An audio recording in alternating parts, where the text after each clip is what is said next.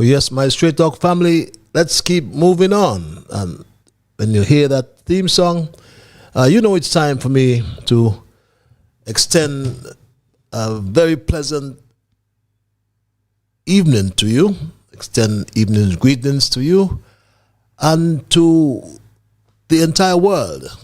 A very pleasant night, and welcome to another edition of Straight Talk.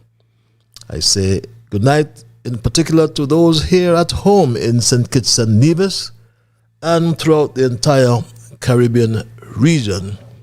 To my Straight Talk family in the Kittitian and Nevisian diaspora, wherever you are around the world, we say greetings. You know, some of you are in Asia. There are some of you in Africa. There's some of you in Europe, and there are a whole lot of you all over North America. So I'm at liberty to say good night. I can't say good morning, and I will say good afternoon, especially to those in the UK who wait up. It's almost, say, just after midnight in the UK. Say hello, JJ. And to all who are listening in Europe. I want to welcome as well our first timers and thank those who share the link, continue to share the link, and because of that we do get first timers each time, and we want to welcome the first timers and to inform you that Straight Talk is a public service program that facilitates and promotes free expression on all issues of national interest, be they legal, be they environmental, be they technological, social, economic, and or political issues. On Straight Talk, we do have a forum to express yourselves freely. Let's, in the process, let's try to get St. Kitts back to that enviable position of being number one or one of the freest countries in the entire world. On this program, we try to raise the level of national consciousness.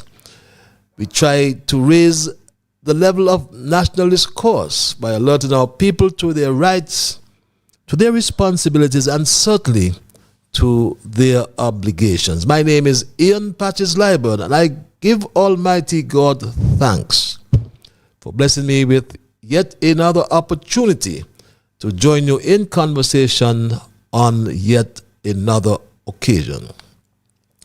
I am duty bound to remind you as well, especially for the first timers, that as your host, I pledge to remain an untiring advocate of truthfulness. As I'm always reminded by the words of this famous hymn, our favorite hymn of mine, written by Thomas Jackson and Franz Haydn, I think it is, which goes like this: we are called to be God's prophets, speaking for the truth, my Straight Talk family, and right, standing firm for godly justice, bringing evil things to light. So let us seek the courage needed, our high calling to fulfill, that we all may know the blessing of doing or the doing of God's will. So my Straight Talk family, we do not water down anything on this program. We do not water down anything to make it more interesting. There's no omission, there's no exaggeration. Straight Talk is not about sensationalism or creating excitement, especially at the expense of accuracy. We lean on the facts, the pure facts. As I consider it, my duty, I consider it my duty, my Straight Talk, Straight Talk family, I consider it my duty to always present the unvarnished truth, nothing but the plain truth, when it comes in particular to governance in our country of St. Kitts and Nevis. And through this program, Through this program, we are joined together. We are joined together with people across our federation and in the diaspora all over the world. And some we know very well, some we never met and may never ever meet. And others we do know, and some we will have some concurrent. Some will agree with the positions of truth that we advance on Straight Talk, and some obviously will disagree. And that's fine. As I always say, we promote diversity, we promote a difference in our views, because we are different people. But please, it would sadden me, my Straight Talk family, if we start to become disagreeable. So let us thank Almighty God nonetheless for helping us to understand how good and how pleasant it is for brethren to dwell together in unity. So let us hope and pray for the day when we all sing His praise together. So welcome again, my people, and thanks for those who share the link as you bring first-timers, and please continue to do so. And for the first-timers, I must also inform you that Straight Talk is a participative program. By that I mean we include your calls and we do include your emails. And if you're so minded calling, the numbers are 663-6672 or 646-829-6672. That's an overseas line. But some of us like the cloak of anonymity. So we give you access via our email platform, and the email address is Straight Talk Patches. That's one word, STRAIGHTTALKPATCHES at gmail.com. That's Straight Talk Patches at gmail.com. And I always have to welcome my young brigade, Tristan, Dwayne, Shama, Kevin, young Rucosta, Jamal, Travis, and Travon, and of course that special lady in St. Louis. For the information of our first-timers, I usually consider our observations in review, after which I present a dissertation or a short thesis. And the title of my thesis tonight is The Truth About Port Development in St. Kitts and Nevis. Our observations in review are an integral part of Straight Talk, after which I will normally move into my thesis. And following my thesis, I will then include your calls and your emails, as mentioned earlier, to allow your full participation. And observation in review is that time when we highlight the current issues and do some reflection. We may then ask a few questions such as what was accomplished, how has it helped others, what has changed since, and what can be expected next, what new we have learned as a people. And in our first observation, I attended the the 89th anniversary pilgrimage, as some call it, to commemorate the Buckley's uprising. And I want to give kudos to the Nyabingi Theocracy Order for really their stick-to-itiveness, to sticking to the recognition of the sacrifice made by our foreparents. And I was happy to learn, though, and I must extend a commendation to the representative from number 3 who announced that they have already allocated some 1.5 acres of land. I'm taking his word as truth tonight.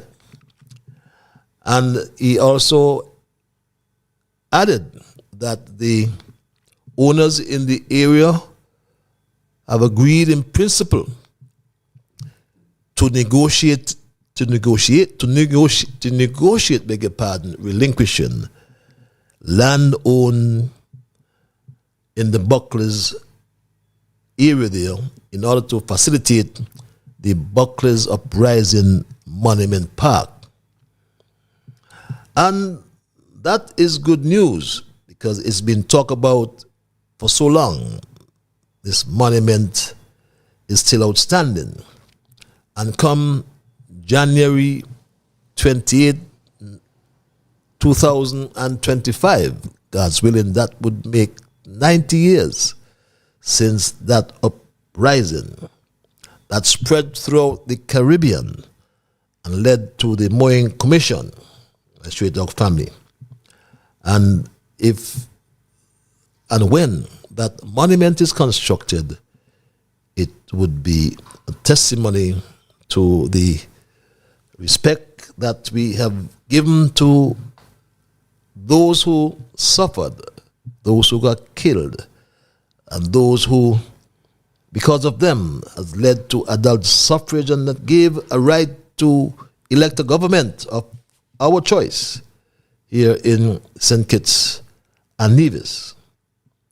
And my Straight Dog family, it gave right to, as I said, elect a government of our choice. Although the offspring of these martyrs have frustrated that goal of these men and women. And my Straight Dog family, again, we look forward for when that monument park, as it is called, the Bucklers Uprising Monument Park, is constructed. We are promised that it would be done next year, 2025.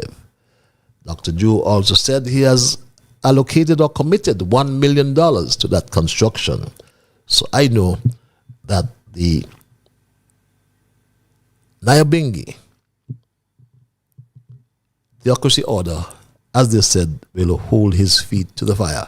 Straight Talk will as well, my family. Our second observation, I wanted to deal with an announcement that I heard about this public option under the SIDF. And for the want of me, I could not understand why would a government use a criminal, a convicted criminal, to be the face of the CBI program in St. Kitts or of St. Kitts and Nevis. And this is the news that came to my attention. And I was really taken aback, really taken aback to hear this, my Straight Dog family. The public benefit option of the St. Kitts and Nevis Citizenship by Investment program was officially launched and presented on Tuesday in a digital conference organized by MSR Media St. Kitts and Nevis. MSR will be the first entity to utilize the public benefit option in raising funds for the production of films to be shot and produced in St. Kitts and Nevis, while also providing employment opportunities and investments for the country. A number of major Hollywood stars and movie producers, along with MSR producer Philippe Martinez, was present at the digital conference, which was also attended by CEO of the Citizenship by Investment Unit, Mr. Michael Martin, Attorney General Garth Wilkin, and Prime Minister Dr. Terence Drew.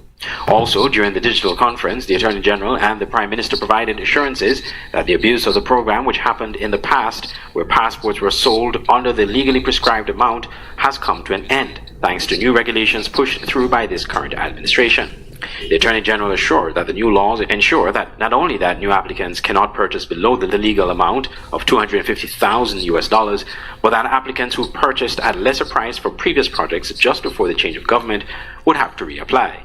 Meanwhile, in a question and answer segment, Mr. Martinez was asked to address a lawsuit which he filed in relation to the management of the CBI previously, where citizenships were sold below the legally prescribed amount. He asserted that the changes made by this government signal its intent to stop this illegal activity and to ensure that the program was run properly and above board. He noted that the letter detailing the lawsuit was leaked to social media and the press. SK Newsline will report on subsequent stories in relation to matters raised in this digital conference. I'm Andre Huey for SKN Newsline. I always have difficulty with what I call or who I refer to as these palace guards. Because the fact is that Philippe Michael or Michael Philippe, whichever is his correct name, was declared a persona non grata in Barbados because of his criminal record. And Dr. Drew can just call his colleague Mayor Motley to confirm the accuracy of that statement. But having been declared a persona non grata in Barbados, he somehow caught a flight to Nevis during the height of our COVID and was given a red carpet by the snake Mark Brantley, who paid MSR Limited from the Nevis Island Administration Treasury $150,000 US per month. And my Straight Talk family, all of a sudden, after several years, he passed him over to his newfound friend, Terrence Michael Drew. And Dr. Drew has saw it fit to have this convicted criminal to head the public benefit option under the CBI. And something is wrong with that, my Straight Talk family. Very, very wrong. But we'll have some more, or provide you with some more details on that.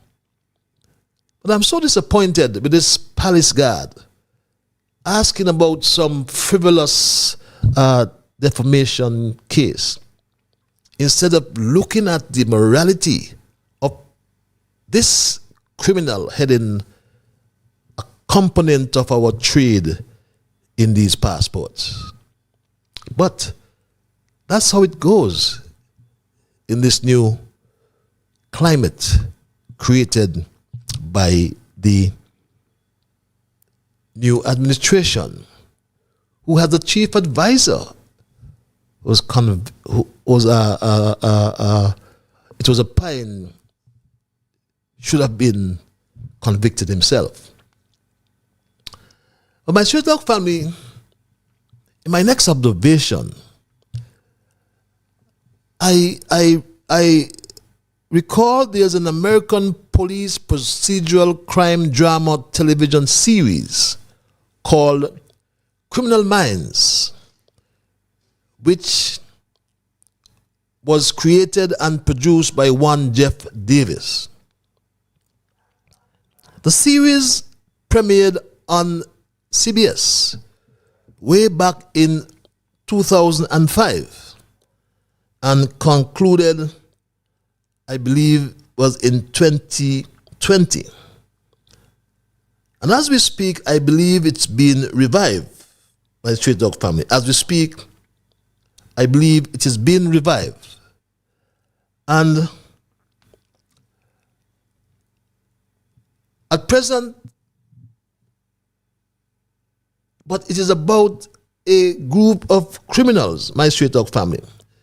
It's about a group of criminal profilers who work for the FBI as members of its behavioral analysis unit, using behavioral analysis and profiling to investigate crimes, to find the unknown subject or perpetrators.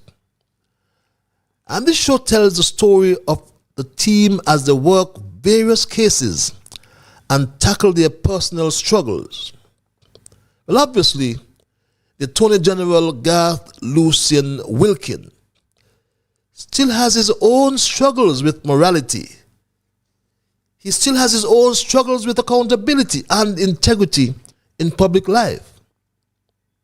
The Attorney General Garth Lucien Wilkin obviously has a criminal mind, and it dates back to his private practice.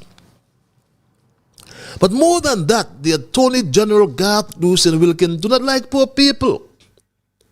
And someone reminded me of the poor woman from Utleys or Lodge Village, I think it is, who fell on her backside after stepping into a gallon of paint that was spilled on this company's floor.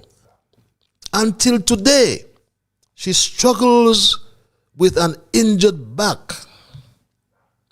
This poor woman got an initial award from the court for damages.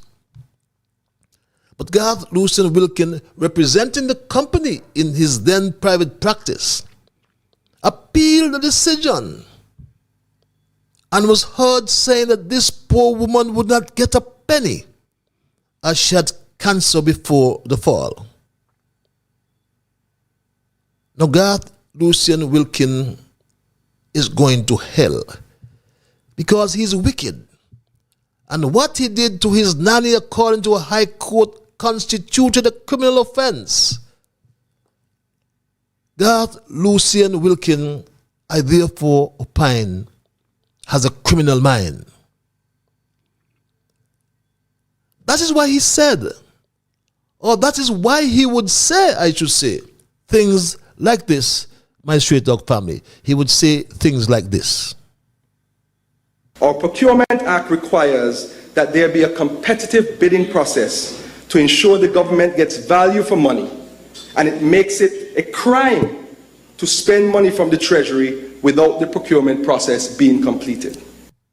But Garth Lucien Wilkin says one thing, but he turned a blind eye to the money Terence Drew spent from the government treasury on the Robert Llewellyn Bradshaw Museum and money on the water buckets without following the procurement rules, as the same rules he said it is criminal not to follow. We have signed a contract to purchase water storage tanks, so at least when the water truck goes, they have a larger receptacle to store the water. I would also like to thank Mr. Ashley Allers, because he's the one who brought the idea.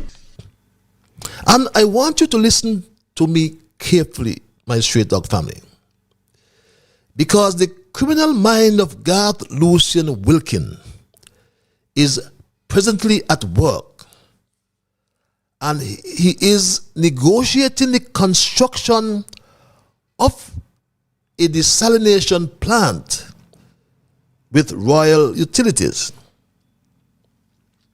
That negotiation, beg your pardon, started with the soca engineer Conris, but now it is with Garth Lucien Wilkin. So Terence Michael Drew, Garth Lucien Wilkin, and the soca engineer Conris, they all remind me of the old saying, thief from thief make God laugh. You remember that, my straight dog family? My straight dog family, the dishonesty of these men is so bold-faced, so rapacious, to use a big word. But they all seem to have an excessive desire to become rich. These guys are so dishonest that they would deceive God himself if at all it was possible. But God is happy when we live abundantly. God is happy when we prosper. But God reminds us in the Gospel of John chapter 10, verse 10, and I like the New American Standard Bible version, which says, and I quote, "The thief comes only to steal and kill and destroy. I came that they may have life and have it abundantly." So I asked the question, why is Royal Utilities being handed this sweetheart special deal, Dr. Joe? I asked the question, why is the Royal Utilities being handed this special sweetheart deal, Congress Maynard? And I'm going to ask the criminal mind as well, why is Royal Utilities being handed this special deal, Garth Lucien Wilkin? There's so many Caribbean countries all around us that have gone to desalination long time ago. In Curacao, for donkey years, in Aruba, in St. Martin next door, in Antigua and Barbuda, they have gone desalination. In Grenada, in Barbados, and Trinidad and Tobago, so many Caribbean countries have all moved on to desalination. So what is so special about Royal Utilities? Why was no request for proposal done in accordance with the law? How do we know that we are getting value for money? How do we know that? Why are you bypassing the procurement and administration legislation and handing them a $2 or $3 million contract to this company? Are they the only ones that can produce or construct a desalination plant? Of course not. Hell no. But every one of these people in government, my straight dog family, they are crooked. They continue to flout the rule of law, and instead they rule by law. And believe me, it is sickening. But somebody needs to ask for a judicial review on all of these projects. And perhaps we will start with the desalination plant that's going to be constructed. It is time to seek justice for the poor people in this country. But those are my observations in review, my straight talk family, for tonight. And I'm saddened by what's happening when these people talk about good governance and transparency and accountability and integrity in public life. They mean nothing, absolutely nothing. But I'll move on to my thesis, my straight dog family, which, as I mentioned earlier, I have titled "The Truth About Port Development in St. Kitts and Nevis." And I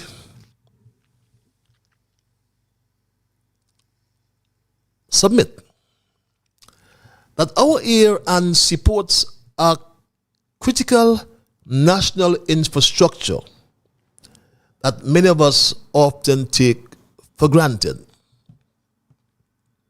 Tomorrow, St. Kitts-Nevis will make history in that the second cruise pier at Port Zante will accommodate the world's largest cruise ship afloat today, the icon of the seas, my straight dog family.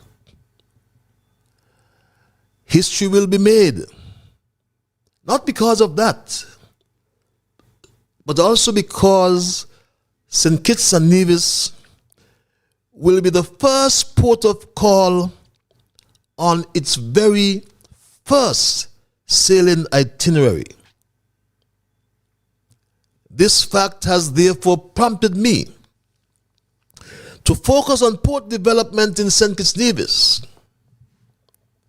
though I will place special emphasis on St. Kitts. Suffice to mention, however, that there is an airport in Nevis. Yes, there is an airport in Nevis that once accommodated American Airlines. But since the snake, Mark Bradley, has taken office, everything seemed to have gone the opposite way in Nevis. They do have an airport, the Vance Amory International Airport. And we've heard in recent times that they have hired a consultant to look at the expansion of that airport for some time now, in collaboration with this French billionaire. But it's going nowhere, my Straight Dog family. And we will talk about that in a subsequent program as well. There's also a seaport in Nevis over there at Long Point, a cargo port, I should say, to be exact. Nevis also has a ferry pier, my Straight Dog family, from long time. And like St. Kitts, my Straight Dog family, the sea taxis are located on both sides of the Narrows. The sea bridge, my Straight Dog family, is also a vital transportation link to both islands that facilitates the personal drive on and drive off of your vehicles. And Captain Orethus Jones, kudos to him. He pioneered this service and has been doing it for a decade or more within the Federation. And my Straight Talk family, for the sake of clarity, though, when I speak of port development, I make reference to our air and seaports and the infrastructure therein the same. Our ports, air, sea, or air and sea, are the lifeblood of commerce, both from a domestic, regional, and international perspective. They are vitally important to trade in goods and or services, and their efficiency and effectiveness do have a direct impact on the competitiveness of all sectors within our economy. And my Straight Dog family, as a matter of fact, a direct impact. They do have a direct impact on the entire country, my Straight Dog family. But there must be also landside connections to air and seaports, including roads and highways that can facilitate and not obstruct the efficient flow of goods and or services through the supply chain. In other words, there must be what I call access to our hinterland, which is the inland region lying beyond the air or seaport. And when used in the context of shipping, a port's hinterland is the area that it serves both for imports and exports. And access to our hinterland we have provided, as we see, we have some lovely roads or a lovely road network, my Straight Dog family. So we provide that access. For centuries, our seaport has been at the heart of our nation's transportation infrastructure system. When one thinks about our import requirements, and more so for the export of our sugar back then to Europe, in the early days, cargo was transferred to shore from sailing ships, from vessels at anchor, vessels at anchorage that discharged its cargo were facilitated by small boats, and back then we were considered a lightridge port. Many of us may be too young to remember the wooden lighters and the steel barges that brought cargo ashore. How many of us remember that? And our sugar was shipped in these steel barges and loaded on board the vessels with grabs, they call them. That, however, changed rapidly, especially in the 1970s, with the advent of containerization. And this moved the Bradshaw administration back then to start the construction of the present cargo pier in the late 70s, my Straight Dog family. This was started way back in the late 70s by the Bradshaw administration. The true story behind this development is the Labour government with contractors McAlpine started the pier construction in 1979. That was completed in 1980 under the Simmons administration, which came to office in February of that year. And with funding from the Canadian International Development Agency, CIDA, the Simmons administration constructed the cargo sheds and procured the necessary equipment for working the vessels.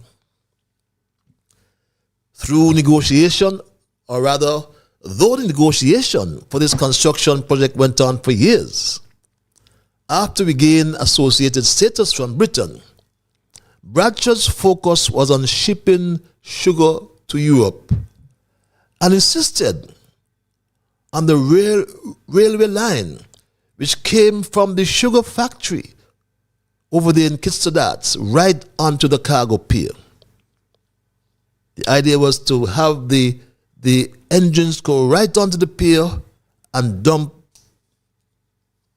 this sugar on conveyor belts, which was changed to tractors which had these bins that transported the sugar from the sugar warehouse and dumped them in those bins. But you can understand, my Straight Dog family, that seaports and airports are important when we think of them as physical portals or gateways through which goods, cargo, related services, and people move in and out of the country. In other words, ports provide the country's exporters with access to the world markets and provide the world with access to our markets, albeit our markets are small. But they link the producers and consumers. That's the point I'm making. And after the physical infrastructure has been constructed, attracting shipping lines to the ports and airlines to the airports could remain a challenge for years. Because shipping lines do not include a call into a newly developed port until there is sufficient cargo to be collected or discharged.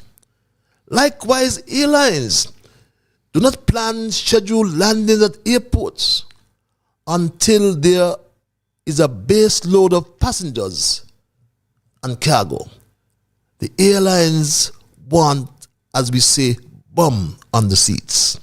And that's why today, airlines calling at St. Kitts, all of the airlines, British Airways, American Airlines, JetBlue, and the list goes on. They all demand minimum revenue guarantees, MRGs. But St. Kitts was the first Caribbean island to be colonized by the Europeans, and was home to the first British and French Caribbean colonies. Hence, we were labeled the mother colony of the West Indies. But I will be cautious in saying that, fortunately, as a consequence of centuries of British and French colonial rule, St. Kitts benefited from infrastructure development, such as our airport, my Straight Talk family. How many of us remember the Golden Rock Airport, the Golden Rock Terminal? Are we old enough to remember that, my Straight Talk family? But Robert Bradshaw negotiated the expansion of our airport in 1968, my Straight Talk family. Robert Bradshaw negotiated the expansion of that airport way back in 1968 after getting associated status with Britain. And this created animosity between St. Kitts and Nevis, as it was felt that the money used to expand the airport was money earmarked for building roads in Nevis. And Sim Daniel never liked that. And he made mention of it publicly, my Straight Talk family. He said this: roads were non-existent. The paved roads that we had, we understand that half the money went to lengthen St. Kitts Airport and the other half came to Nevis, to fix Nevis Road. Half the money, according to Sim Daniel, the late Sim Daniel, went to lengthen the airport, and the other half to fix their roads. But further expansion of the Golden Rock Airport between 1976 and 80 consisted of the expansion of the passenger terminal to accommodate larger international flights in order to increase tourism to the island. But upon reflection, our seaport, or roadstead as it was called back then, spanned across the two small fishing villages across the Newtown and Irishtown Bay roads, and where ships rode at anchor before the British-funded McAlpine Pier project.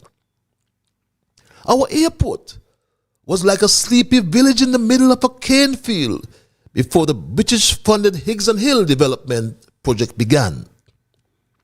And these projects began with a view to transforming our air and seaports into modern commercial gateways.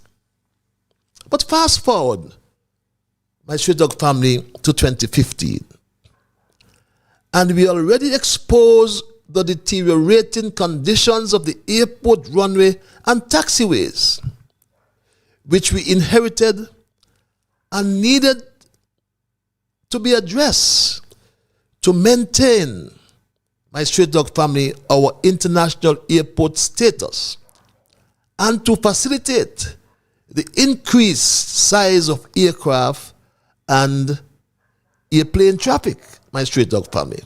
We already exposed that some time ago, but we need, or it bears repeating, I should say. We ought to repeat it. We must remember this, my Straight Talk family. And this came from, wow. Okay, let's see, I missed that letter there. Why is not being okay, my Straight Talk family, that letter I wanted to post is not being posted.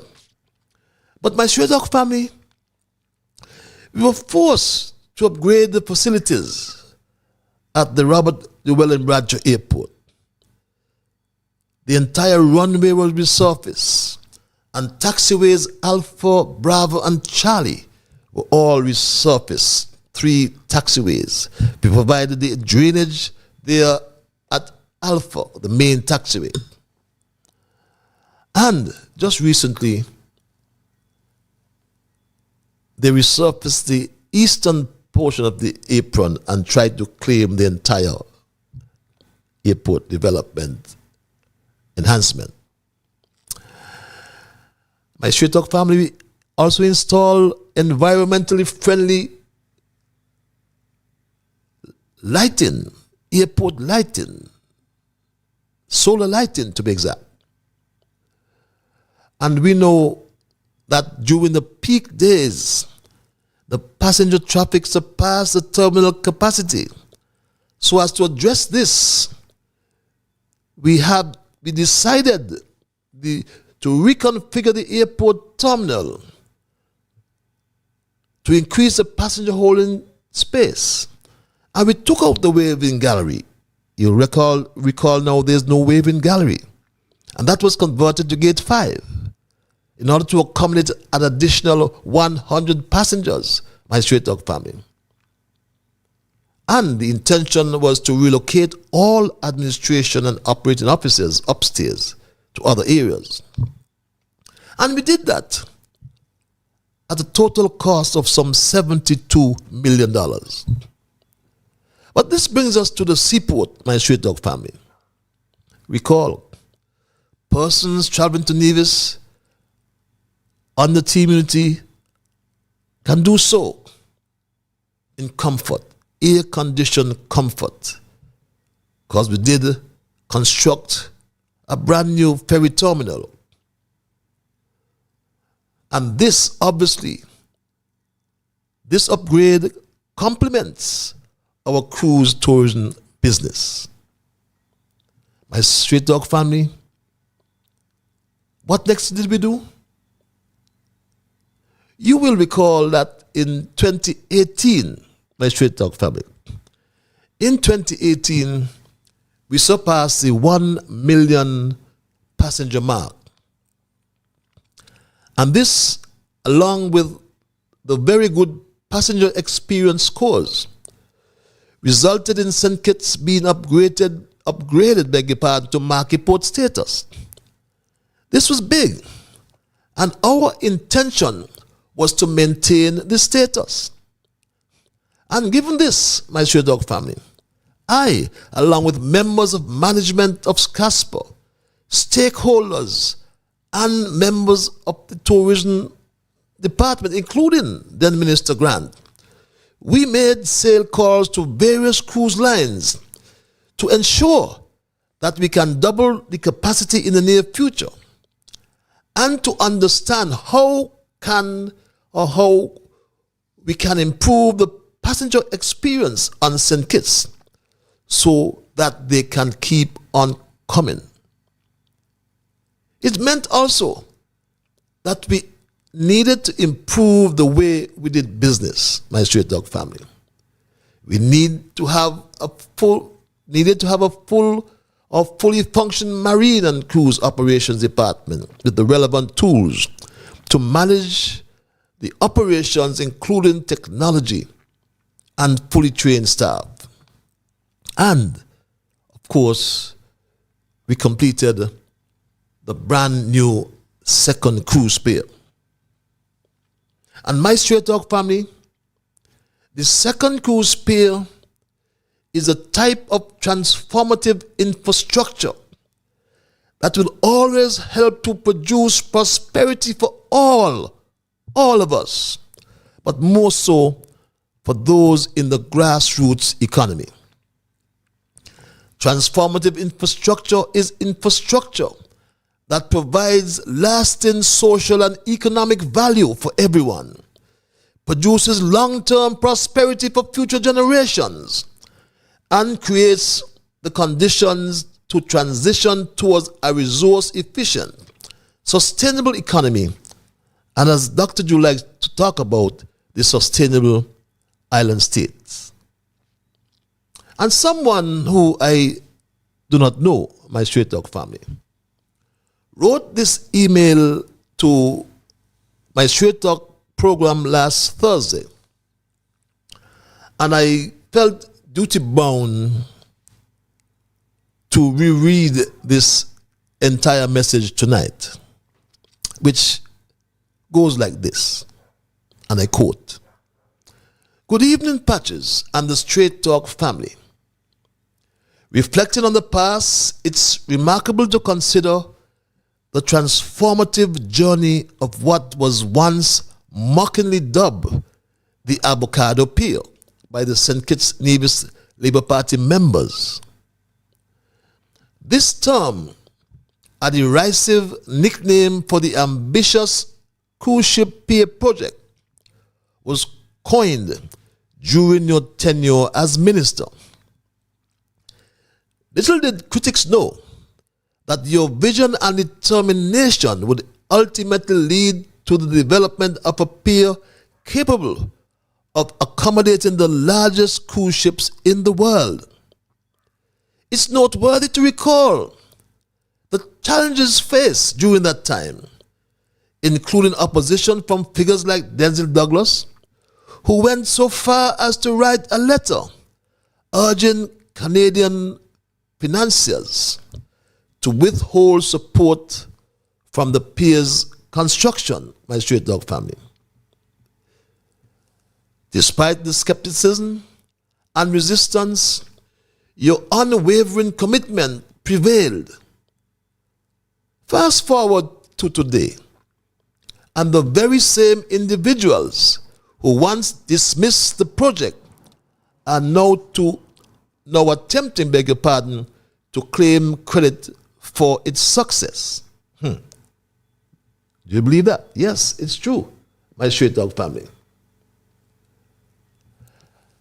The irony is palpable, as those who initially opposed the pier are now attempting to rewrite history, conveniently forgetting their lack of faith in its potential.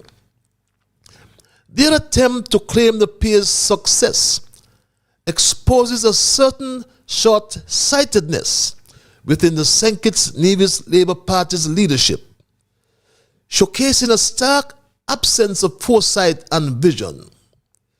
Your foresight, on the other hand, has not only proven them wrong, but has also positioned the region as a hub capable of hosting the world's largest ship, my straight dog family. The transformation from the avocado pier debacle to a world-class cruise ship pier stands as a testament to your vision and leadership.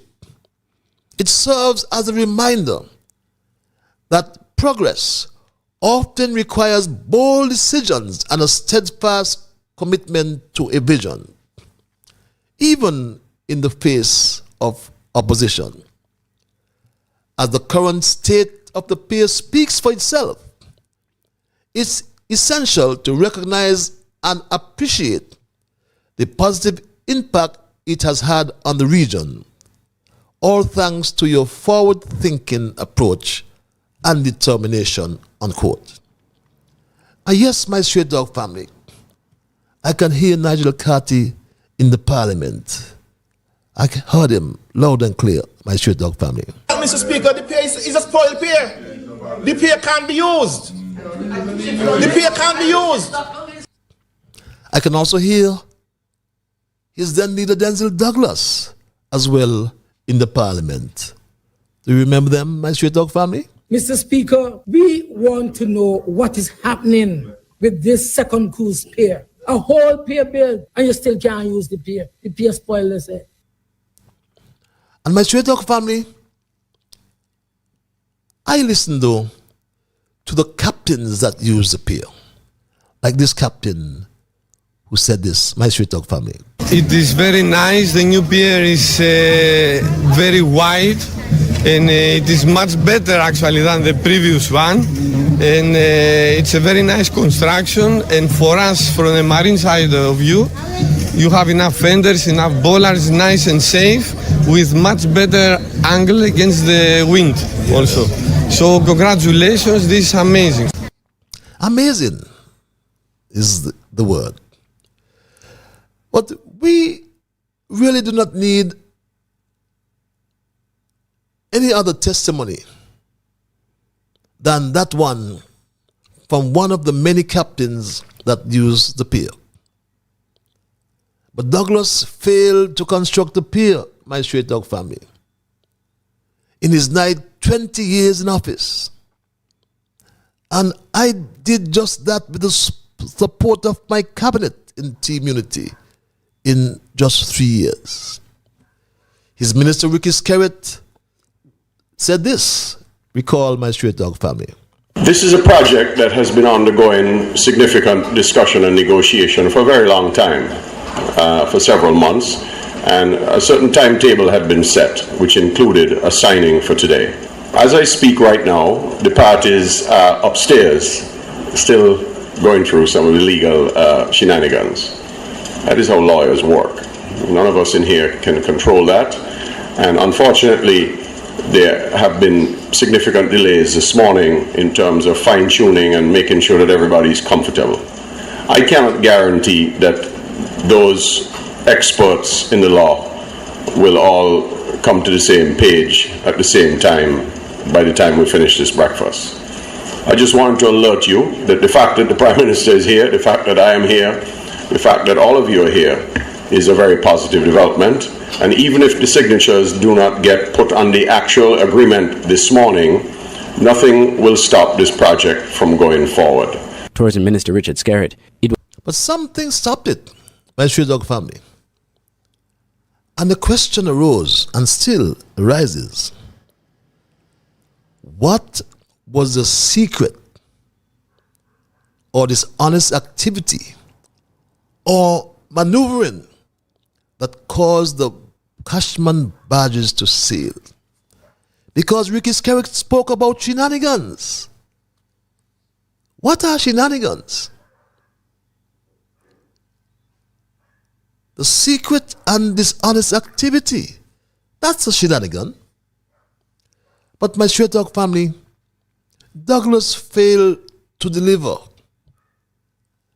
And he was adamant that Team Unity will never deliver the second cruise pier, and even indulge in his own shenanigans by writing to the Canadian government in an attempt, my straight dog family, to stop the pier.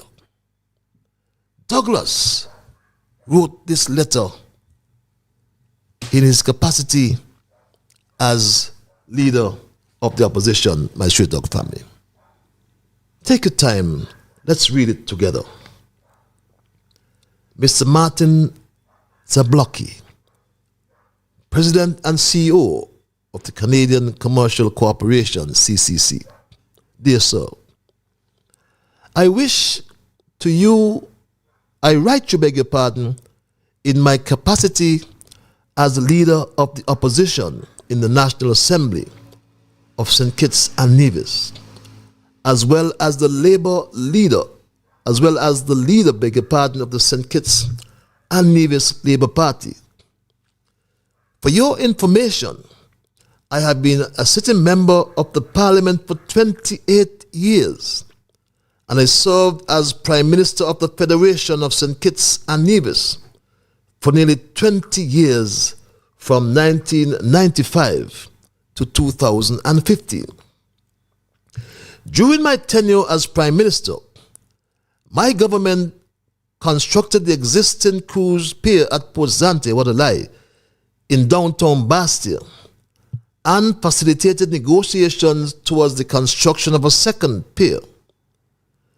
These negotiations envisaged a public-private partnership, PPP, arrangement between the locally based Sugar Industry Diversification Foundation, SIDF, the St. Christopher Air and Seaports Authority, SCASPA, and a North American private investor, with half of the financing to be provided by loan funds from a consortium of local banks. The arrangement required little or no financial exposure for SCASPA and the federal government, which at that time was still entrenched in an IMF overseeing fiscal austerity program. Before the new pier project could be implemented, national elections were held, and a new government took office in February 2015. Interestingly, he continues, while in opposition, the new government had been a loud critic of the cruise industry being employed as one of the growth sectors of my administration's service-based economic diversification strategy. This view was apparently subsequently reversed, and nearly 2 years after coming to office, a media release stated that SCASPA had entered into a PPP arrangement with your organization, CCC, for developing a second cruise spear. Inexplicably, we learned that the new government had dismissed all the design and planning work that had been carried out by my administration and criticized the proposed new pier as being expensive and unnecessary. They completely ignored the fact that both designs and costs had been independently reviewed by a reputable company, CH2 Hill, in Miami. Berthing simulations with senior captains of major cruise lines had also been completed to ensure that the designs would meet navigational requirements. Significantly, it continued, we have learned that the new price tag for the project has increased by a whopping $12 million from US $32 million to $44 million. To date, no acceptable explanation has been provided to our taxpayers for this huge cost increase. Neither has any good reason been provided for the rejection of the plans for the original PPP, which sought to protect SCASPA from excessive exposure and had brought the prospect of significant private sector equity to the table. We therefore have reason to believe that the new PPP design and higher project costs will result in a massive increase in liability to SCASPA, which is already saddled with huge debt. My straight dog family. The current minister with responsibility for SCASPA is the Honorable Ian Liburd. It has recently been disclosed that since entering government, the said minister incorporated a private limited liability company, of which he is the sole shareholder, and whose purpose is to engage in the sale and distribution of cement and other construction-related supplies. It has also recently become publicly known that Michael Liburd, sometimes trading as Transport Logistics Inc., a son of the same minister, is also engaged in construction-related services and is likely to benefit commercially from this pier project. The public revelations about the private personal business dealings of the minister and his family, together with a significant increase in the project cost of the cruise pier project, have given rise to tremendous local public consternation and anxiety. SCASPA is a statutory crown corporation governed by the St. Christopher and Ear and Seaports Authority Act. The Act, pursuant to the Act, all members of the SCASPA board are appointed by the minister, including the chairman.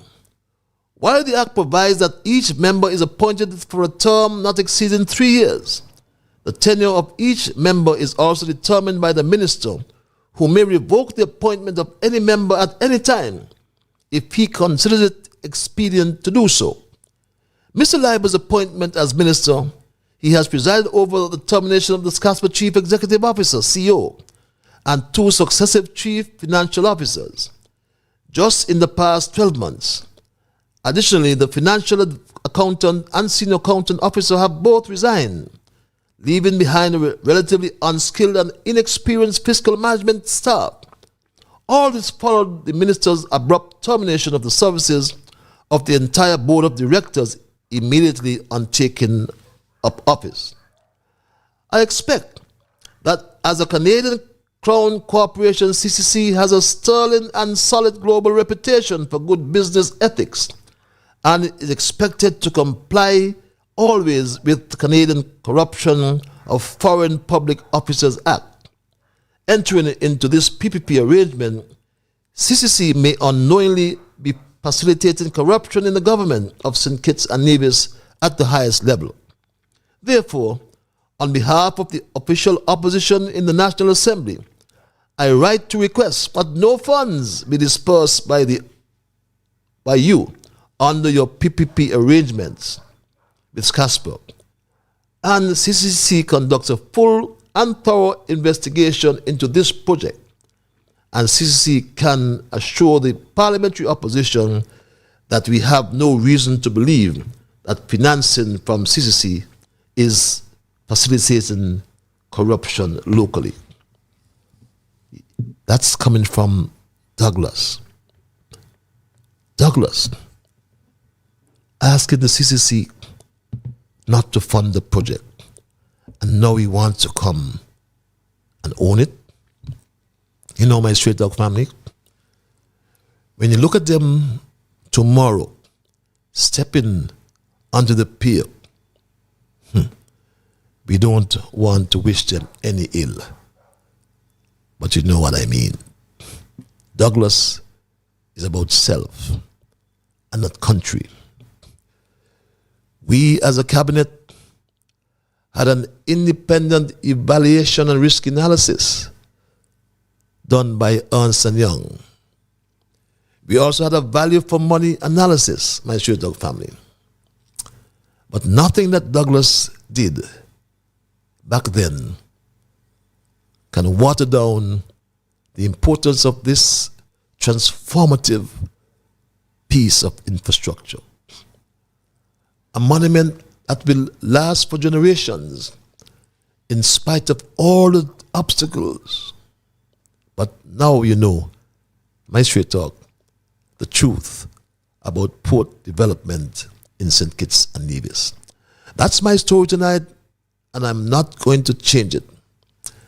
I'm going to open the lines, my Straight Talk family, and entertain your calls and emails, my Straight Talk family. The numbers to call are 663-6672 and or 646-829-6672. I always like to implore you, my Straight Talk family, that when I open the lines, and I'm going to do so momentarily, I anticipate that you will respect others.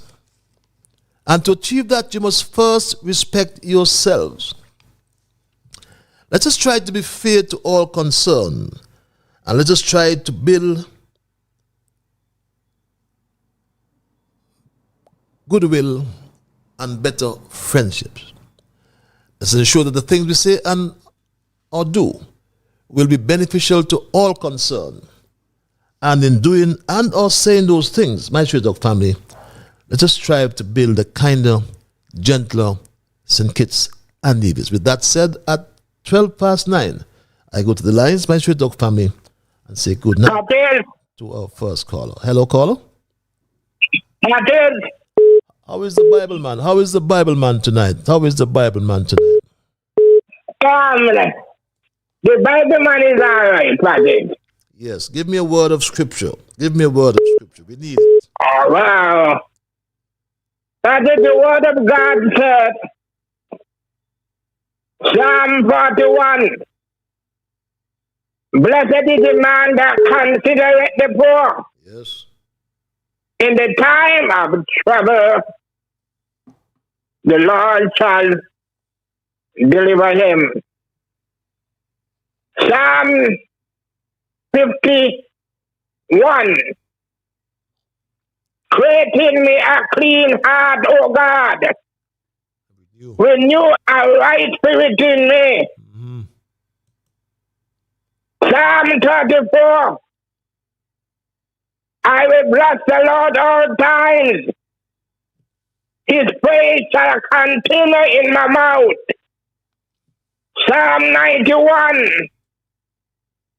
He that dwelleth in the secret place of the Most High shall abide under the shadow of thy mighty. Mm-hmm. I will say to the Lord, he is my refuge, my fortress, my strength. In God will I trust. Mm-hmm. Surely he shall deliver me from the snares of the growler, and from the night of the pestilence. Mm-hmm. He shall come with his feathers. Under his wings thou shalt. His truth shall be my shield and buckler. Thou shalt not be afraid of the terror by night, No. nor the hours by fire by day, nor the destruction that come at noonday. Only with thine eyes thou shalt behold and see the reward of the wicked. Mr. Patrick, last week I couldn't get in at all. Yeah? How come? I listened, and you got people calling me and tell me, Bible man, we're going down with you. I said, nothing. And I tell them, but Mr. Patrick, you know, I am going to tell you something, you know, that people must understand God reigns. People must know God delivers. People must know God satisfies. People must know that God have his hand and saying Kitts-Nevis. Father God, as the Lord say, oh, give thanks unto the Lord for his good, for his mercy endureth forever. He said, let the redeemer of the Lord say so, who you had redeemed from the hands of the enemy. And I'm saying tonight, Mr. Patrick, in all thy ways, acknowledge him, and he shall direct thy path. He said, lean not unto your own understanding, but all thy way acknowledge him. Mr. Patrick, So? is God who rules his whole universe here? Yes, my dear brother. Thanks a lot. And God protect it. So, Mr. Patrick, I haven't no further to go. Thank you. Have a pleasant night, Mr. Patrick. Have a pleasant night as well, my dear brother. The Bible man quoting Psalm 41 for us tonight. I always like when he introduces the scripture. It's 16 past the 9 o'clock hour. If you have just joined us, we looked at, can I call it the teaching moments about our port development in St. Kitts and Nevis with special reference to St. Kitts. Is it teaching or teachable moments? Some one of them. Caller, you're live. Good evening, Mr. Libert. How are you, my brother? Good evening. Oh, I'm not doing too bad for my age, and in 2.5 weeks I will be putting another age movement and what we just call another milestone in my age. So on the 15th of next month, yes. You're an Aquarian? Yeah. Aquarius, yes, man. I'll be making 57 the 15th of next month. You're good people, man. Good people. No wonder you're creeping up on you. Well, when you come, I gone. When you come, I gone. Well, Mr. Libert, one of the things is we call in today on the edge, and we was talking and we was urging the present government that they must not take the credit for the ship that is coming here. We were urging the minister that that work was done by you and the former Honorable Mr. Lindsey Grant. Sure. And we was urging them and letting them know that 2025, 2026 is when the minister would be able to get ships here, because those things take about 2.5, 3 years to come into vision. Yeah. And all the props that she's taking for 8 and 6 and 10 new ships is not her work, and thing. It's the work of the former government and the former Minister of Port and the former Tourism Minister. And we were saying today on the program that it would be fitting, because they keep talking about unity and uniting and all the thing. It will be fitting to invite the former Honorable Mr. Patrice Libert and the former Honorable Mr. Lindsey Grant, Tourism Minister, who have made this work and this ship here coming tomorrow good for the Federation. And we were urging today on Voices also and on the Edge and ZIZ Radio that these people, you all need to be invited and to be specially invited and seated and to be there as part of the ceremony and give you all the accolade that is truly due to you all. Because it was the work of you all why the ship, and remember we had the Queen Mary that was brought here, which was the biggest ship at that point in time on the seas. People forget that. And since then they have built this ship, and this ship now become the biggest on the seas, and which was done by you and Mr. Lindsey Grant at that time. That is why the Queen Mary came here, and that is why this ship now is coming here, because it's the work of y'all. And one stone labor called in and said that Ricky Skerritt talked about building a new pier back then, and Ricky Skerritt should be invited. He talked about it, but performance matters. You and Mr. Lindsey Grant and Unity came into power, and you all just did not talk, but you all perform and make it happen. The new piers here, those big ships now are coming here, and we are boating 4 ships on a daily basis because of this new pier. It was not just talk. Performance matters. Right? And you all perform, and we are seeing the essence and the success of your performance, and we are both asking, look at it right there. 4 ships is boating at 2 piers. Yep. Right? And what we were agitating is that you and Mr. Lindsey Grant should be invited to that special ceremony tomorrow. And in that ceremony, it should be worded, verbally worded, that this is the success of you 2 fine gentlemen that is making what is going to happen tomorrow a success. Because the Honorable Marsha Henderson success would not be aired until 2025, 2026, because, like I said before, it takes 2 to 3 years for you to get ships like these here. It don't just happen, you run out there 4 months, 6 months, a year, and then you get them in here. It don't work like that.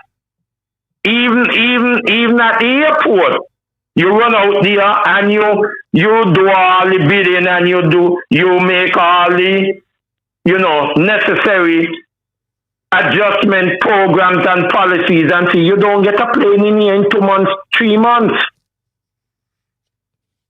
You don't get a big flight in here from New York, Canada, Atlanta, and all those places there coming here just like that. It takes sometime a year, 2 years, 3 years before you get that here. Okay, Scott. And a number of persons supporting the Labour Party take very offense to that. But that is what we are saying. We are agitating that you and Mr. Lindsey Grant especially was supposed to be specially invited tomorrow to attend the ceremony of that very large ship, because it was the dream and the brain of you and Mr. Lindsey Grant that makes that happen, that ship have to be here tomorrow. The success of you all and your all hard working team back then. I'm gone. Thank you very much, my dear brother. You don't have those magnanimous people in our midst these times around. You know, you have a party that seemed to have an addiction to blame the team unity for its shortcomings instead of, as you say, giving credit where credit is due. I also know as well that discussions with the JetBlue people started long before Marshall Henderson. It just happened. It comes in its time. But that's what happens in government. Governments come, governments go. You know, and you know the change. I recall when the Simmons administration was in office, they actually did the 5-year plan for the airport development. You know, done by Sofriavia. They actually designed the terminal building, the new terminal building, which was also done by Sofriavia, and it happened and was implemented under Douglas. So too, when Bradshaw built the cargo pier, it was Simmons who commissioned it. And when Simmons built the first cruise pier, it was damaged by a hurricane, and Douglas then commissioned it in 1996. So these are things happen, but governments are continuous, and you don't find, like I said, in today's politicians, the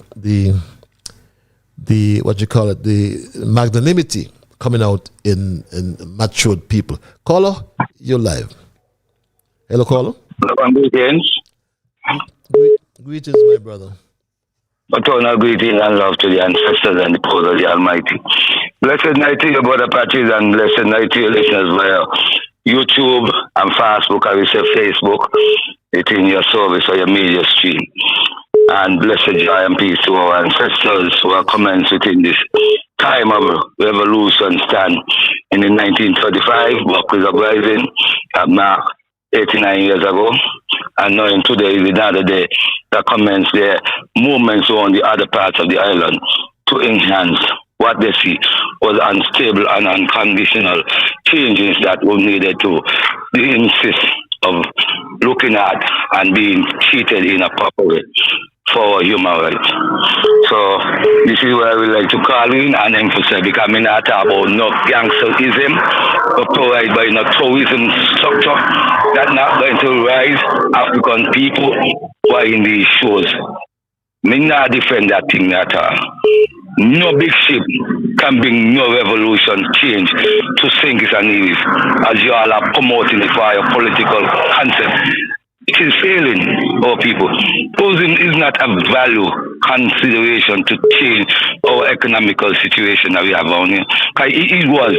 Let me ask you something, because you say from what your callers outline here just now, that you and Lindsey Grant, they should be having, I insist of getting a very towards that. Russ, you have a lot of noise in your background. I'm on the street. I'm on the street. I'm not in the road. I'm not in my home. I'm on the street because I just come from a little recreational gathering there. Yeah. You were saying. So if you could hear me good, or you don't hear me well? I'm hearing you now, but the quality was bad a few moments ago. Okay, so as I tell you, you're on the street, so you might be hearing back feedback of the vehicles that driving on the road. Because when I'm walking to reach. Just to say, those things ain't green iron, no changes. I asked the former Prime Minister Denzel Llewellyn Douglas about you saying that St. Kitts-Nevis is a tourism economy base that have 6 months of flourishing and 6 months of dull. How could we value when we have 6 months of dull as a major economy driving in St. Kitts-Nevis industry? I would like to ask you that question, because when you have 6 months of dull, you see the hardship that we people facing under that. And we'd be begging it hard and hard to ask for overnight staying in our economy to keep afloat. And if I'm speaking wrong, tell me wrong, because I heard from previous Minister of Tourism over the period said me about the industry being a capital to our shores. All it brings is pure headache and sickness and disease within the cocaine trade. I mean, fair to say so, because I have values and facts about these things here. All we need to say, if you people are implying to these kind of service, we have to captivate it in the way that we must able to say, yes, we have a benefactor in this industry. Not we serving something and we still losing. So that's my view on this move. Well, you have something to say? I was saying, well, the tourism sector, the tourism industry accounts for, it used to be, I don't know what's it right now, about 20% or more of our GDP. Right? Yes, it's seasonal, and in the past, though, we've had cruise ships that came all year round. You know, we had the Royal Caribbean Cruise Line and the Carnival. That has changed since COVID. But tourism is very important to our economic development. After we went out of to our economic development, right? But we benefit by the purchase when you say our economical development, because poor people are not in that service of that economical development as stated to be. Even those who are the breeders, the breed platters, even the vendors that we have at the main market. Look at how we stable come. We put the people in the back and got the people who got the well in front. Are you really serious in that service there? You are serious about making our people wise? Okay. That's in my statement to all these leaders and these people in the Caribbean shows who consider and say that tourism is a vital industry to our people. But the worst thing we ever see is that gangsterism here. But you all have values that I have said to work with in this movement, and I hope it will raise the people them to a better demand than what we're seeing here. Okay. Anyway, you have a blessed night, my brethren, and thanks a lot for coming to be a part of the commemoration of our ancestors of yesterday, and I'm glad that you were able to sit in and see what needed to be carried on, and hope that these things here look at the relevance to our people of the young generation coming along. Because if we continue laying our young generation to get up and think that political parties just rise up because they're here now, it's a shame and not educating on what the masses have faced in this struggle. Bless your love. Give thanks. Thanks, brother. Yes, as I was saying, the cruise ship or the tourism and the cruise ship industry, as we are addressing, it is transformative. You know, it do help, irrespective of your view, and we respect your view. It has a great impact on the grassroots economy. The same here, breeders, the taxi drivers. The restaurants, you know, and all these people, restaurants employ people. So it has what is called a cascading, or some people call it a trickle-down effect. And that cannot be disputed. But you're entitled to your view, and that's what Straight Talk is all about. It's 9:32, my Straight Talk family. And the lines are open. Let's take dispense of these emails, some of them.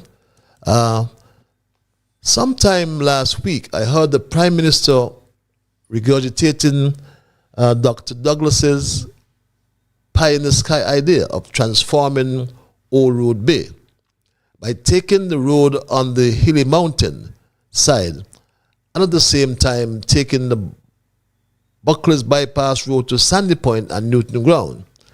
Douglas's dream never materialized. However, Dr. Drew Plain Dolly House politics attempted to diminish the great and mighty work carried out by Patches on Old Road Bay, articulated that the design has taken away the beautiful scenery of the island. As a medical doctor, I don't think Dr. Drew fully understands the importance of life saving. Otherwise, he would have remained practicing medicine as opposed to politics. Commuters' hearts were in their hands as they nervously traversed the fearful, frightening, dangerous path called Old Road Bay. Now they can easily relax and doze off as they pass back and forth because Patches fixed that saving lives matter. Dr. Joe, not scenery, and give Team Unity and Patches their just reward, reads that email. Let's go back to the lines. Caller, you're live. Hello, caller. Yes, Mr. Libert. Carl here again. Mr. Libert. Yes, Carl. A couple of things. I had to address that same matter there on a number of talk shows there last week with Dr. Joe. Because Mr. Liebert, those who know the old road bay and know the old road mountain there where the stones used to roll down, right? Dr. Joe said on a program a week and days ago on ZIZ Radio, the Edge, that Labour had planned to fix Old Road Bay, remedy that problem down there, and they would not have gone down by the bay there so because it takes away the beauty. They would have cut through the mountain and do the road through there. But I know down there because I used to walk down there. Let me tell you what's going on through that mountain. When you go up there by Farmer Honorable Constance Mitchum, there is a road, go up the dirt road, used to bring down a lot of dirt in the road when the rain comes. And that the mountain is on the lower side of that road. Going up there, cut the mountain, you would not end up nowhere. Because if you go across Old Road Bay, there is some houses across there, which we all know. Going through the mountain, you would end up in Franklin, that narrow, very small road in Franklin, where there is two guts.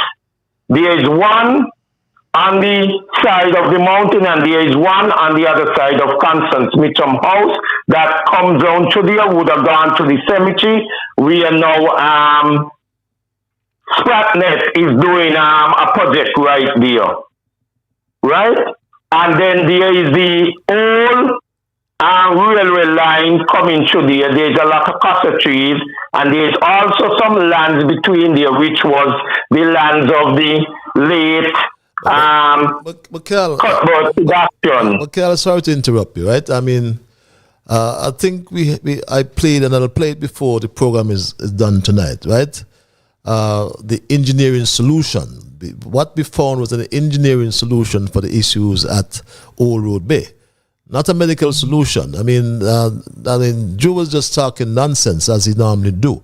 I mean, he's a medical doctor. And he must yeah, I find it was nonsense. I don't want to go over that really because we don't need to bother with doctors. Yeah, I walked to there for a number of years, so I know the area. Yes, okay. And then even if you pass over there, go to there, you can't end up nowhere to come back to the main road because houses are between there. Yes, okay. All the way, go back. Okay, man. Right. So it was a joke. Yes. The other thing is, quickly. On the Buckley's thing there, it was very nice to see you and a number of other persons attended, and you all was highly recommended for being there. For several years under several governments, we have heard all kind of promises that has been promised and never come to fruition. We hope this one will come to fruition because just like all the other promises under all the other governments sound very good. But here what we are recommending, those three persons that sacrificed their life, they should be made a national hero. Okay. That's what we are asking in the Buckley Duet and the park and all those things that they are promised. Because we have heard all those promises before. Okay. But those three persons that sacrificed their life should be made national heroes. Are gone. Okay, got you loud and clear. This was the engineering solution, just for those who heard the nonsense from Terence Joe. We look also at the stability of the upper topography of the area and realize that we face a number of problems. One, and most significantly, is the stability of the upperlands. It is susceptible to slippage, erosion, and we brought in some of our local local meaning Jamaican expertise, and other consultants that worked with us to look at the area, and we were advised that it is extremely unstable, and weathering once exposed will be the major issue. So we look further at benching, similar to the project we have done at Timothy Hill. But the formation of the soil condition is not as stable, and that also we ruled out. We also looked at revetment and protection and stabilization of the slope, benching, and other solutions which we thought would have been applicable. So that's the land side of the project. Yes, so that was the report from our consultant, and spoke about the stability of the land side, and knowing, and we all know that St. Kitts has what we call a sandy loam soil. It's highly porous, the high porosity, so it was not safe. That's why the choice was made to go seaside in terms of that project. Caller, I want to thank you for holding your live. Hello, caller. Yes, Patches. Good evening, sir. Dr. Ian Patches live, but sorry about sir. No, just say servant, Patches. That's fine for me. Okay, all I'm asking you for tomorrow, please give me a slice of your pear, please. Because all of a sudden, all kind of bread now going on there to put in the same pear in the bread. It's ripe now, huh? It's ripe. Yeah. Now let me shoot Millie Larders and fast and quick. I deliberately asked Mr. Joe about the peer for the lies and why he said that Team Unity did nothing in 7 years. But his answer shows that he do not know geographically about Old Road Bay, nor St. Kitts. I don't read that part. Now, Dr. Joe is a lie that when I asked him about the peer, everything is that the former administration before Team Unity, they had it on a plan. Well, if you have a plan and you have it in the vault, you can't go and build the building without the plan that you can read it. So having it in the vault, it makes no sense. It's the person who physically construct the building has to get the credit. Now come to this man here now. This vagabond, this criminal who buy OTI and being supported financially by the snake who hasn't been providing any investors for Nevis. And they're gonna bring him here and put him in charge of that CBI thing where they put him to do. God only knows what kind of Mickey Mouse cabinet government we got here. Joe and his cabinet do not know how to lead no country. All he know is to be a doctor. And as he say, he was a Rasta. He wasn't a Rasta. He only had a locks. A real Rasta portray what a Rasta is all about. Now this Buckley's Revolution Park that he want to go build, where I was born, right in front of my mother's house. He's only talks about he gonna put in $1 million in that park. How many things he talked about and no action, nothing to follow his chat. Talk is cheap, Patches, but action costs energy. Joe will never put no $1 million out there. He only talking because he looking popularity. But his popularity has gone long time. Government gone and government come. Now, you want to follow up now on the pier that was built by you. But he don't want to follow up for where the new school supposed to build. And for what reason? You waste a lot of government money by not going and build the school and in your plan and in your land. You talk about doing the school up by grammar school, nothing going on up there. Mr. Brasa building, where they're going to build the museum, nothing going on around there. And all over the place, he talking about the breaking land for this. He got to be careful. He don't dig up too many holes in the land, so he breaking this and breaking that. Otherwise, we were going on around the world patches. We don't know what will happen to St. Kitts. And I'm going to go now, but this is the last thing I'm going to say for this first talk. Joe and his cabinet, that Garrett Wilkin, that wicked criminal Garrett Wilkin, and the snake in Nevis, anybody in the right mind support the snake and Garrett Wilkin, they're worse than them. Because, patches, the two most expensive thing on this out here is life and your conscience. Patches, I'll be back with a little short one. Thank you so long. Talk, Floyd White, Nabu, and everybody. Thank you very much. Nice straight talk, family.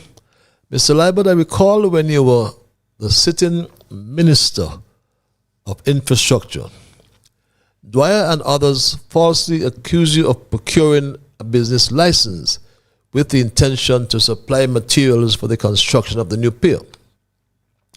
It was malicious and calculated. It was a malicious, uncalculated attempt to destroy your political career with lies, half-truths, innuendos, and deception.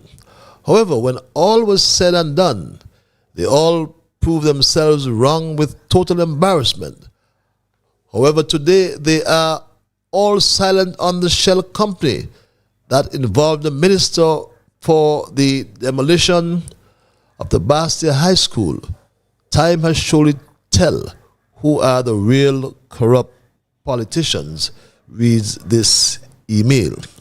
And this other email reads, when I did some inquiries and retrospection on why PLP lost the West Bastia seat to Congress,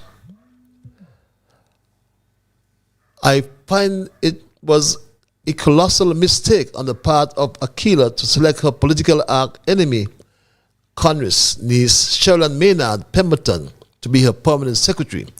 No one can tell me that Sherilyn was not blowing whistles to Congress during her tenure. Nevertheless, they say we all learn by our mistakes, but I am sure Congress would not have had any member of Aquila's family so close to him in any of his ministries. Even Aquila's campaign manager, he has vowed to destroy. For what reason, only heaven knows. Let's go back to the lines at 9:46. Caller, you're live. Hello, caller. Good night. Good night, my dear. Good night. And how are you? Oh, what? I'm all right. And what a miracle. What a miracle. How pure is so fast. Could I have a slice? You want Please send it for me. You have to get it with some butter bread, eh? Yes. Please send it for me. Okay, yes. Nice. I can't understand. So much of noise was with that pier, and now I hear jealous. I see about 4 ships at the pier. Mm-hmm. And last year I went on a cruise, and he want me to go back on one now. Yes, my dear. He is right. Yes, man. It's a miracle. Yes. Anyway, thank God. You don't, as I told you, just have your thesis then, and I love how you just have your message to back it up. Yes. To back it up. So Thanks. don't worry about that. Not at all. Thanks a lot. I told you was to just keep them. Just keep them and play them for them, because they can't sue you for nothing, because you have the voice of them. Thank you. Thank you, my Anyway, dear. we'll have a good night. Yes, and say hello to Ruth for me. I will. She right here She's standing there, up watching me. We're getting ready for bed. Okay, my dear. Yes. Okay. Thanks a lot. Have yourself a wonderful night, my dear. You too. Bye. Yes. Okay, dear. All the way in South Carolina. I don't want to say it, but I must. I find the people in St. Kitts to be lackadaisical when the rapists go scot-free, children under age HIV positive, the PM the least bit worried about the direction the country is heading. But yet, they all sit down without a protest, waiting for the next election. Excuse me. Parents fail to correct their children. Child services sits there watching for a pity. The police system have failed us, just like this failed government, not forgetting the prosecuting system and those filthy lawyers who would charge a hefty price for freedom. The lady whose son encouraged her son to continue to rape people's children, then time for courthouse, she gives them $1 to go in the courthouse with. We have some wicked people in the Christian Council, government offices, high-ranking police officers. Even if Tim goes back into power, St. Kitts will not change. We have passed the promised land for another 40 years. And can you imagine the people in St. Kitts still jumping up about Labour? Hell must big, because they too fail to tell Drew and the others what's going on is wrong, reads this email. And this other email reads, when I used to go to school, there were so many different activities of people coming to speak to us about unprotected sex and the effects, about peace, love, and unity, about bullying, doing the right thing, about being obedient, respectable, and protecting the people we love and hate. I remember a time until now, this HIV positive man came to speak to us in Basti High School and how he got it, and he will die with it, and how his life has changed forever. Now they gang banging the little girls who are raised to do what they want and beat their parents fist to fist. Those men have daughters and they too will get gang bang, and when that happens, let's see how they will take it. Country by self lost its taste during these labor pains, reads this other email. Everything about Labour or the Labour government is a lie. Look how Drew have played his pipe and dance his Labour voters into hell. The Labour government is slowly taking us back into slavery. I hope these blind batters notice what's really going on. If we sit and wait for the next election, there will be no St. Kitts. When you go shopping, look at your shopping bills. There are two different taxes. Now tell me if that Jew in heartless and wicked to poor people. The poor ones he don't help, reads this other email. Ras Aya, as I hear his voice on the radio, I turn it down, and when I think he's finished, I go again. Wow. Tell Dr. Drew he talk nonsense, he must take a drive through Franklin and look down. Stupid idea. I read this other email. Yes, my Straight Talk family, it's now 8 minutes before the 10 o'clock hour. And Straight Talk is heard every Monday and Thursday from 8 to 10 in the PM. We normally have our thesis, and we then invite your calls and your emails. And tonight, for those who may have joined us late, our thesis tonight is titled The Truth About Port Development in St. Kitts and Nevis.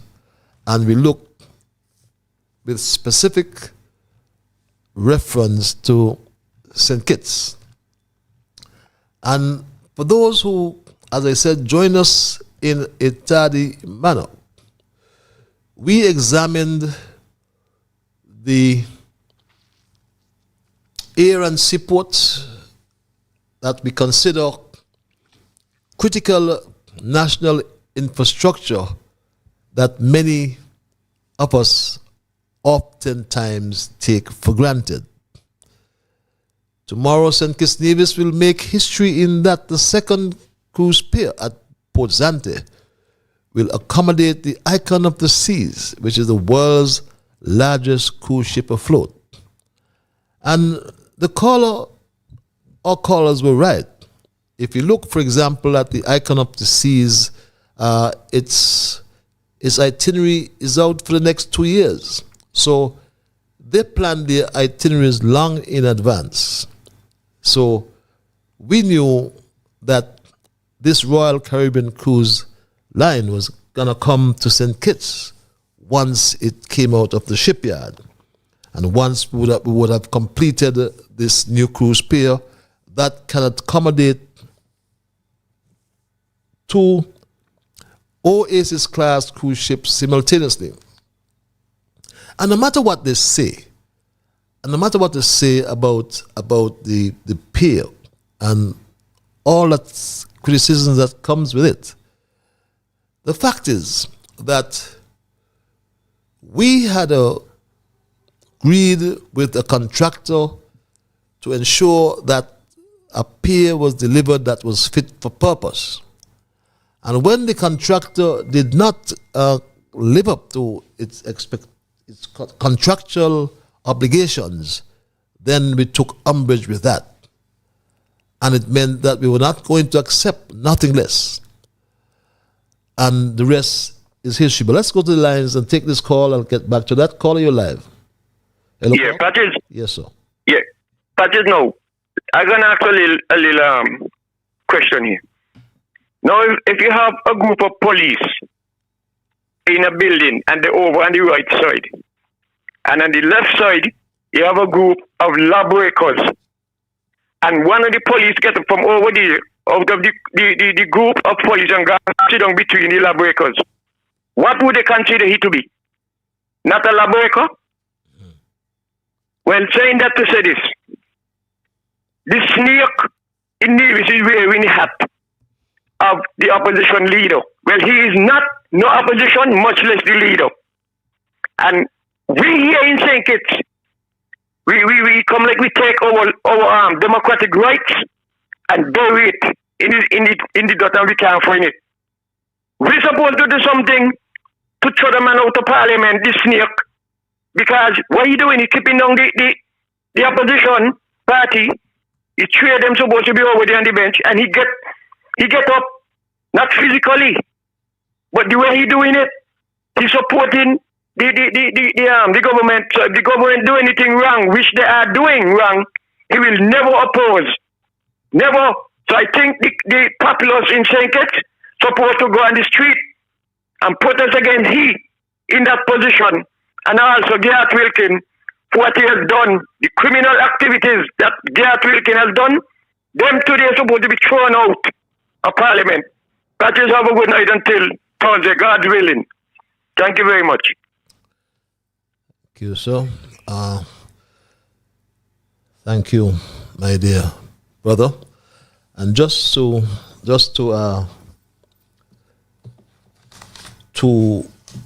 be specific in terms of the Garth Wilkin matter, and I keep saying it, it was an opinion. The judge opined that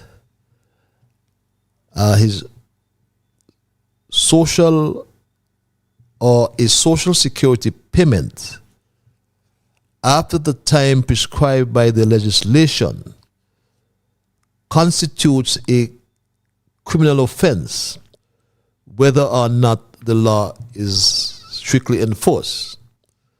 In his case, the law was not enforced because on 3 times he transgressed the social security law, right?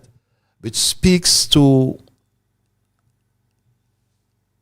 an insured person or employer who fails to pay at or within the time prescribed for the purpose of any contribution which he or she is liable under the Act to pay, shall for each such failure be liable on summary conviction to a fine not exceeding $200 or to imprisonment for a term not exceeding 6 months. So he was not convicted by a court. And let us ensure that we make that pretty clear, Mr. Culture, right? And I want you to be cautious in terms of the wording. So it was the opinion of the judge in the case again that a social security payment after the time prescribed by the legislation constitutes a criminal offense, whether or not the law is strictly enforced. So yes, he committed a criminal offense, but the law was not enforced. Caller, you're live. Hello, caller. Are you there, caller? Patrice, good night. How is Mr. Jamdown? Good night, sir. Boy, I hear. Anytime I try to call in, it look like they're walking on us. You can't get in? But I don't find a way to get in. Patrice, you know, if you say Patches build the pier, it matter in many, you know. But Patches build the pier. But they can't change the facts. It's Patches and Timothy's head. That's why the biggest cruise ship in the world landing in Basque tomorrow. You know? So all who ain't like it, you can't even say. No, we can't. Patches is a do things, man. Anything you put your hand to, he get it done. He like them a build hospital and can't get it done. Anything Patches put his head to, in sports, in music, anything that man do, and you see it as an MP. I could have never believed in my lifetime I will have see sidewall from down by the gas station on Wellington Road go right up to the airport. Me could have never see that. Me never believe such a thing could have happened until Patches do that. I don't care what they say. None of them could match Patches when it come to an MP and doing things for this country and the people. You better know all of them. I don't care what they say. Don't even talk about the honorable Prime Minister. He's a good thing, man. He understands money. He must know when he put money in the society and give back to the people. The money coming right back. He's an economist. None of them could stop him when he comes to figures. He won all of them. Patches don't want to see you down there tomorrow, you know. Because he will be there. His Patches do that. He and Liber do that. So all these sleepy Joe, they better go do something for the people. He hit him 2 years now and we ain't seeing nothing. Not a thing we seen. Patches, have a good night. See you tomorrow. Patches do that. Have a good night, my brother. Have a good night as well. Yes, Patches, don't do that. Yes. My Straight Talk family, we're going to wrap tonight's programming on that note. We looked at port development in St. Kitts and Nevis with a special focus on St. Kitts. And my Straight Dog family, we went way back from the development at our cargo port. We also look at the airport development because the air and seaports are critical to our development in St. Kitts and Nevis. As a matter of fact, our air and our seaports are the gateways to the world. And we went back and dealt with the empirical data. We went back, my Straight Dog family, and we looked at the importance of such infrastructure. When we examine the critical national infrastructure that many take for granted, and when we consider that tomorrow St. Kitts-Nevis will make history in that the second cruise pier at Port Zante will accommodate the icon of the seas, which is the world's largest ship afloat. History will be made not because of just that, but because St. Kitts will be the first port of call, very first, on its very first sailing itinerary.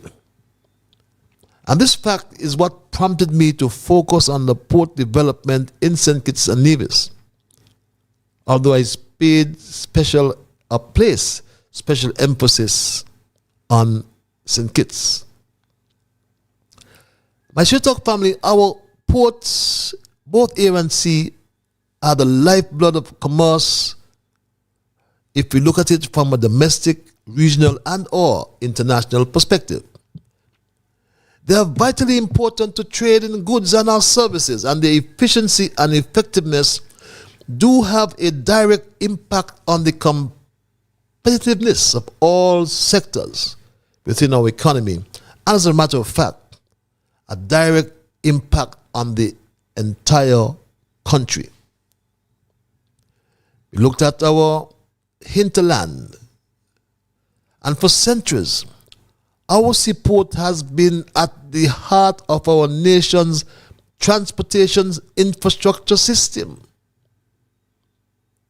When one thinks of our import requirements, and more so when we exported our sugar, in the early days, a cargo was transferred to shore from ships at anchorage by small boats, we call them the lighters, or the wooden tenders. Many of us would have remembered those steel barges that shipped our sugar. Many of us remember when Bradshaw administration moved to construct the present cargo pier in the late 70s. Many of us looked at the time when the airport was constructed. As a matter of fact, the airport was constructed before the cargo port at a cost much less than the airport, or the seaport, beg your pardon. But my Straight Dog family, it was all transformative. It was transformative in so many ways. The second cruise pier is a type of transformative infrastructure that will always, underline, always help to produce prosperity for all, but more so those in the grassroots economy. Transformative infrastructure is infrastructure that provides lasting social and economic value for everyone. It produces long-term prosperity for future generations and creates the conditions to transition towards a resource-efficient, sustainable economy. And as I said earlier, Drew likes to talk about the sustainable island state with my Straight Dog family. I am humbled by the fact that I had something to do with the construction of that second cruise pier that transformed, no matter what they said. Remember, they said it was spoiled. Douglas said that. Carty said that. The pier spoiled, according to him. The pier spoiled. You remember that, my Straight Dog family? But what happened to the pier now? What happened to that wonderful peer? Mr. Speaker, the peer is a spoiled peer. The peer can't be used. The peer can't be used. Mr. Speaker, we want to know what is happening with this second cruise pier. A whole pier built, and you still can't use the pier. The pier spoiled, let's say. It is very nice. The new pier is very wide, and it is much better actually than the previous one. And it's a very nice construction. And for us, from the marine side of you, you have enough fenders, enough bollards, nice and safe, with much better angle against the wind also. So congratulations, this is amazing. And Douglas, my Street Dog family, he failed to build the pier in 20 years in office. Failed miserably. And we did it. I led that charge, and we did it in 3 years when they could not build the pier. We know how to do it, and we did it. And that's why tomorrow, my Straight Dog family, the second cruise pier would accommodate the world's largest ship. They tried, but according to them, they were shenanigans, secret or dishonest activity. Douglas failed to deliver, and he was adamant that Team Unity will never deliver the second cruise pier, and even indulge in shenanigans, my Straight Dog family. He thought it would be a secret when he wrote to the Canadian Commercial Corporation, an arm of the government. Yes, CCC is an arm of the government. And he wrote this, my Straight Dog family, that came to light. But Douglas is not about country. He's about self. And this monument that's there at Port Zante will last for generations in spite of all the obstacles they presented. But now you know, my Straight Dog family, the truth about port development in St. Kitts and Nevis. And that's the way we're going to end it, my Straight Dog family. But that's my story, and I'm not going to change it. But I'll thank Almighty God for guiding our conversation tonight. And as always, I thank you, the many listeners, those on YouTube and or Facebook, those who call, those who send emails, those who just listen. Remember, you are the ones who make Straight Talk, and for that reason, I say a big, big thank you. I am Ian Patrick Libel, and God's spare, we will connect on Thursday for another edition of Straight Talk. Until that time, when we connect, my Straight Talk family, I'll just dispense of these emails. Patrick say, want to know when the people in Shadowville will get water 24/7. Attention, Mr. Maynard, too many promises and no actions. Patches, how come Marsha was recently honored by the tourism department for bringing all these tourist boats to St. Kitts when it was my Mr. Grant? Marsha, you should be ashamed of yourself to accept what belongs to Mr. Grant. But until we connect on Thursday, those are the emails that just came forward. But until we connect on Thursday, my Straight Dog family, God's willing, be good to yourselves and to all whom you meet. And remember that whatever your mind conceive, that you will achieve. But first of all, you must believe. So when you wake in the morning, thank God for the morning light. Thank Him for taking you to the night. And my Straight Dog family, keep moving on. Bye-bye. Until we connect on Thursday.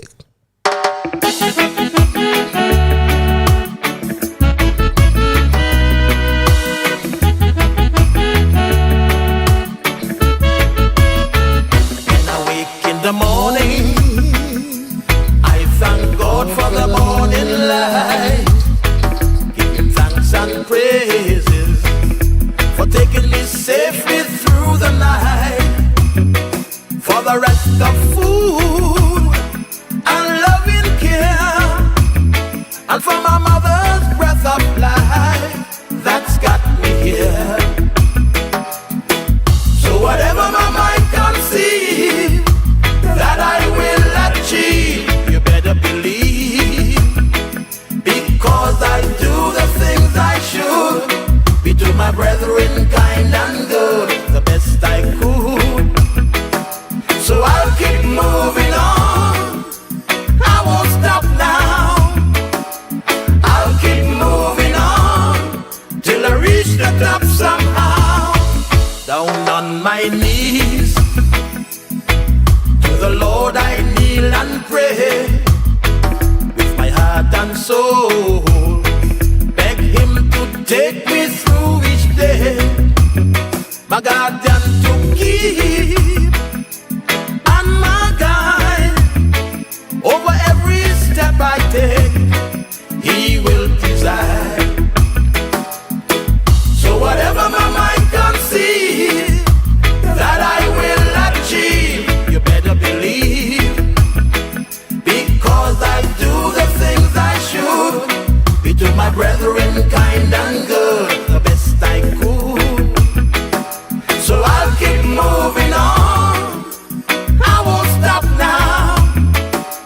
I'll keep moving on till I reach the top somehow.